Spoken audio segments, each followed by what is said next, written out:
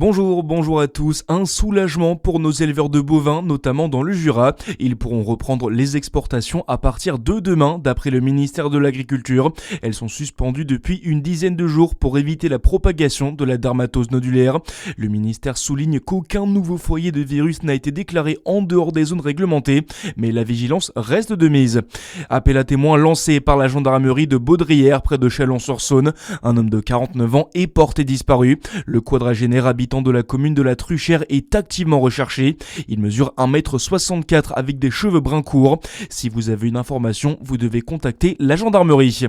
C'est un phénomène qui touche la plupart des départements français. Le nombre d'aires d'accueil de gens du voyage est insuffisant. La Côte d'Or n'y échappe pas. Près d'une vingtaine de faits de stationnement hors zone réglementée a été recensé par la préfecture depuis le début de l'année. Un problème qui commencera à se résoudre à partir de cet automne, Baptiste Berthelin. Oui, les occupations illicites sont nombreuses depuis plusieurs années en Côte d'Or. Les aires sportives sont souvent en prise d'assaut par les gens du voyage, faute d'emplacements suffisants pour s'installer. C'est dans ce contexte que les besoins d'habitat de la communauté seront revus grâce à la révision du schéma départemental d'accueil des gens du voyage jusqu'en 2031. Le but, pallier le manque d'espace attribué à leur installation. En Côte d'Or, 3 nouvelles aires de passage et d'accueil devraient voir le jour dans l'agglomération dijonnaise. Un sujet qui pourrait bien revenir sur la table lors des élections municipales en mars prochain. À l'heure actuelle, seulement 12 départements ont réalisé les prescriptions inscrites à leur schéma départemental. Le taux de réalisation des aires de grand passage était de 65% en France en 2024. Également dans l'actualité, il faut le renégocier parce qu'il appartient à une autre époque.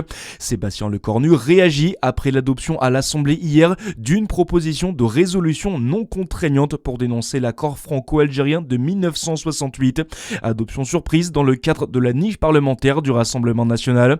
Pour le chef du gouvernement, la politique étrangère de la France n'est pas faite par des résolutions au Parlement. Il assure cependant respecter le vote. Cet accord facilite l'installation des travailleurs algériens en France.